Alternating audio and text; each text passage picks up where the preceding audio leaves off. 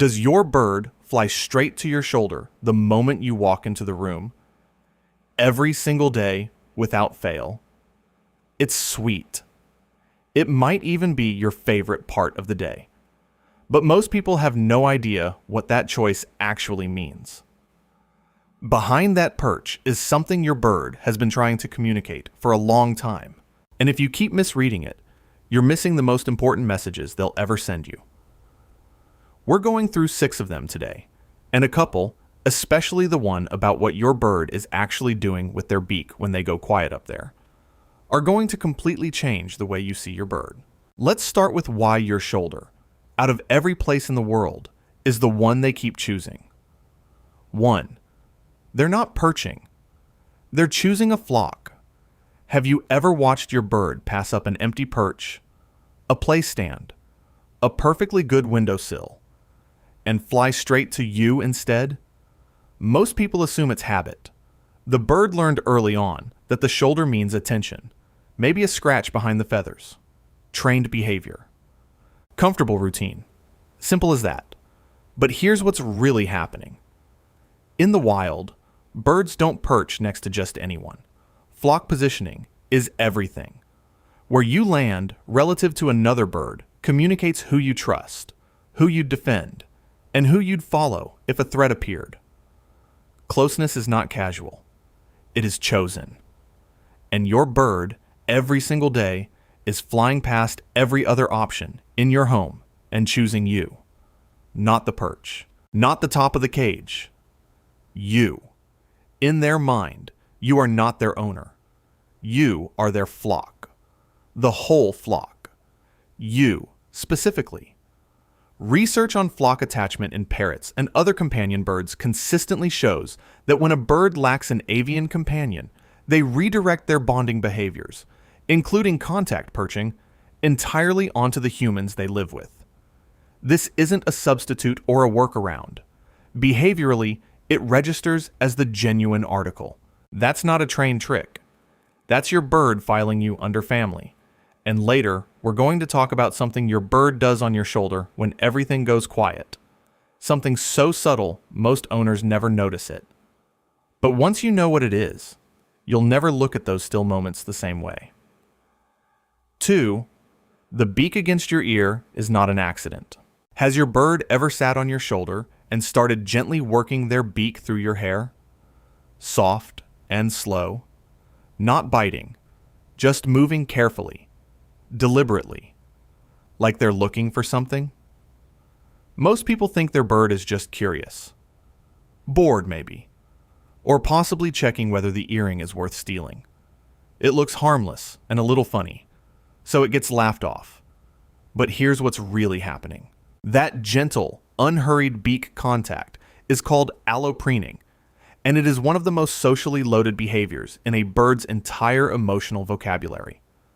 In wild flocks, birds preen the feathers around the head and neck of their bonded companions, specifically the spots a bird physically cannot reach on their own.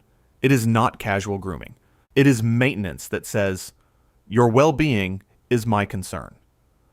When your bird works their beak along your hairline or behind your ear, they are running that exact same program. They have assessed you, decided you belong to them, and taken on responsibility for you.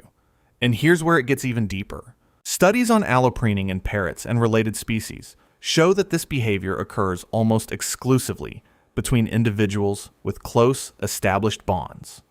Not between strangers, not between birds who simply share a space.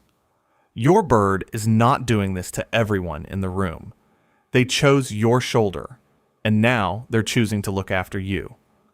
That's not your bird being nosy. That's your bird being your partner. And pay attention to the one time your bird doesn't come to your shoulder.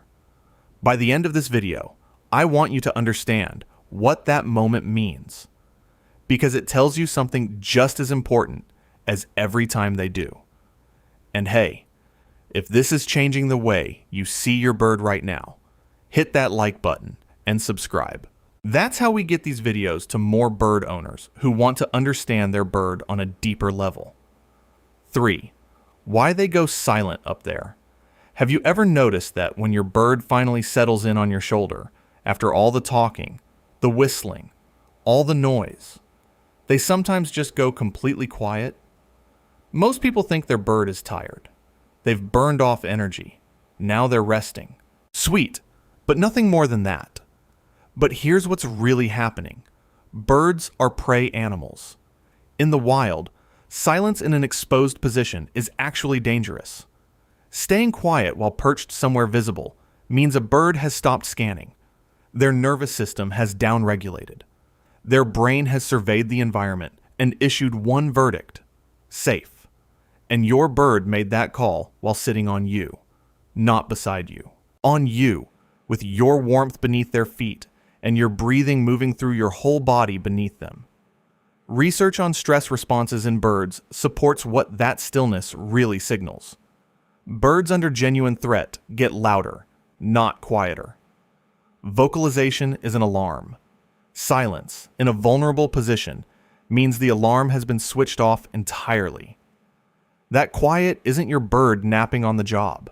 That's your bird telling every survival instinct they carry to stand down, because you're enough. 4.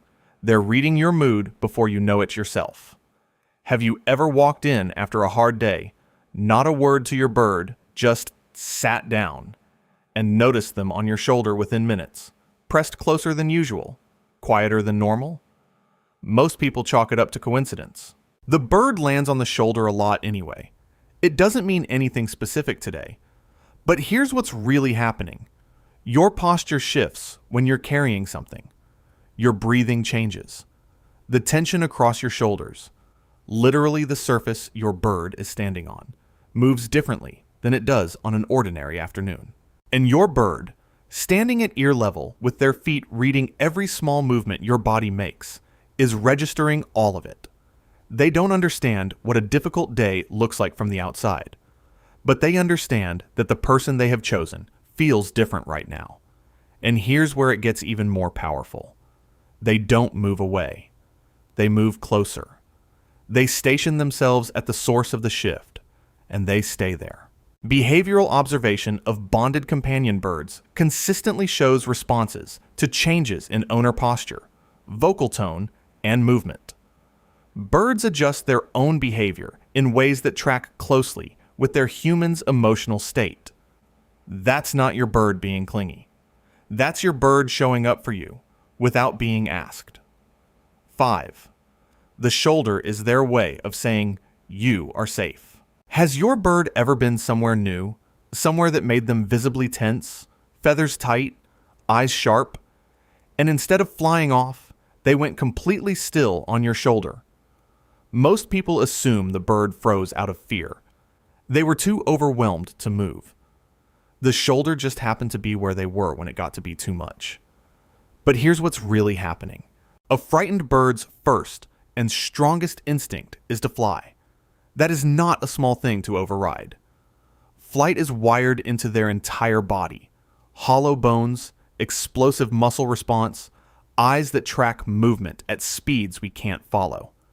When a bird in a threatening environment has every physical tool for escape available to them and still chooses to stay on you, they are making a decision. They are choosing you over their own instinct. Research on attachment in social animals suggests that a bonded companion can function as what behaviorists call a secure base, a reference point that allows an animal to tolerate environments they could not face alone. The concept has been observed across a range of species, and companion bird behavior researchers believe something functionally similar operates in strongly bonded parrots. That's not your bird being too scared to leave. That's your bird deciding that wherever you are is safe enough. 6. When they stop coming, listen harder than you ever have. What happens when the bird who has come to your shoulder every single day, part of your morning, part of your routine, part of the rhythm of your whole relationship, suddenly doesn't? Most people assume their bird is in a mood. Birds have personalities. Some days they want contact. Some days they don't. It'll pass. But here's what most people don't realize. Companion birds don't withdraw from their bonded person without a reason. They are creatures of deep routine, and their routines are built around their bonds. A bird who has chosen your shoulder every day and then stops is not being difficult. They are communicating something they have no other way to say. Sometimes it's physical. Birds are prey animals, and hiding discomfort is instinctive. Showing weakness in the wild is dangerous, so the impulse to appear fine runs deep. If your bird is in pain, feeling unwell, or losing energy, they may pull away from contact. Not because the bond has changed, because their body is telling them to become small and invisible. A sudden withdrawal, especially in an older bird, or one paired with changes in feathers, appetite, or droppings, is worth a conversation with a vet. Don't wait on that one. And here's where it gets deeper. Sometimes the reason isn't physical at all. Sometimes something shifted, a new presence in the home, a change in your schedule, a slow drift in the emotional atmosphere of the space you share. Companion birds are extraordinarily sensitive to the environment they live in. If your bird has been sensing tension or disconnection long enough, they may begin to protect themselves by creating distance. They're not punishing you. They're doing exactly what a bonded animal does when the safety of a relationship starts to feel uncertain. They move back to the edge of things, and they wait to see whether it's safe to return.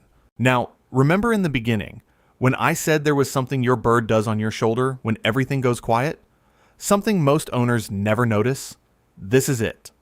When your bird goes still, presses in close, and simply exists on your shoulder without calling or fidgeting or asking for anything, they are doing something remarkably specific.